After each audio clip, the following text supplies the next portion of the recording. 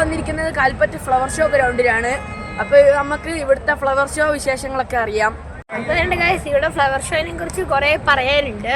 അപ്പോൾ നമ്മുടെ flower show December 31 അവസാനിക്കാൻ പോവുകയാണ്. അപ്പം 40,000 സ്ക്വയർ ഫീറ്റിലായിട്ടാണ് പൂക്കൾ നിരത്തി വെച്ചിരിക്കുന്നത്. പിന്നെ നമ്മുടെ 3,000 സ്ക്വയർ ഫീറ്റായി വേറെ സംഭവങ്ങളൊക്കെ ഉണ്ട്.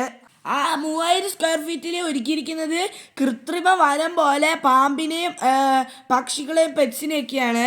അപ്പം ഇവിടെ കുറേ സെൽഫി പോയിന്റ് ഫോട്ടോ പോയിന്റ് നമുക്കിവിടെ ഒരുക്കിയിട്ടുണ്ട്. നൈറ്റിൽ വരുന്നതായിരിക്കും ഏറ്റവും നല്ലത്. കാരണം ഇവിടുത്തെ വാട്ടർ ഫൗണ്ടൈൻ നിങ്ങളിപ്പോൾ കണ്ടില്ലേ, ലൈറ്റെല്ലാം ഇട്ട് അടിപൊളിയാക്കി ഒരുക്കിയിട്ടുണ്ട്. പിന്നെ ഇവിടെ അമ്യൂസ്മെൻറ്റ് പാർക്കിൽ ആകാശത്തൊട്ടിൽ പിന്നെ ഊഞ്ഞാല് അങ്ങനത്തെ പല പല റൈഡുകളുണ്ട്. അപ്പോൾ നമ്മളിപ്പോൾ വന്നിരിക്കുന്നത് ഫ്ലവർ ഷോ ഗ്രൗണ്ടിലാണ്. ഇപ്പോൾ ഇവിടെ ഫ്ലവർ ഷോ നടന്നുകൊണ്ടിരിക്കുകയാണ്. അപ്പോൾ ഇവിടെ ഈ പൂച്ചെടികളൊക്കെ ഇവിടെ വിൽക്കാൻ വെച്ചിരിക്കുന്നത് ജനതാ നഴ്സറിന്ന് കൊണ്ടുവന്നതാണ്. പിന്നെ ഇവിടെ കുറേ ടൈപ്പ് എക്സിബിഷൻസ് ഉണ്ട്. ഫേഷ്യൽ ക്രീംസ്, പിന്നെ സോപ്പ്, പൂക്കൾ, അങ്ങനത്തെ കുറേ ടൈപ്പ്. അപ്പോൾ ഇവിടെ ഫുഡ് ഫെസ്റ്റും ഉണ്ട്.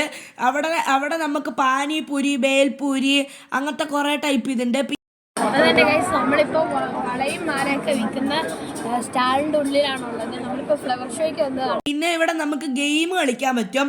50 രൂപ കൊടുത്തിട്ട് 6 റിങ് തരും. അതിൻ്റെ അകത്ത് നമ്മളത് കറക്റ്റ് വീഴ്ത്തിച്ചാൽ നമുക്ക് പ്രൈസും കൊണ്ട് പോവാം.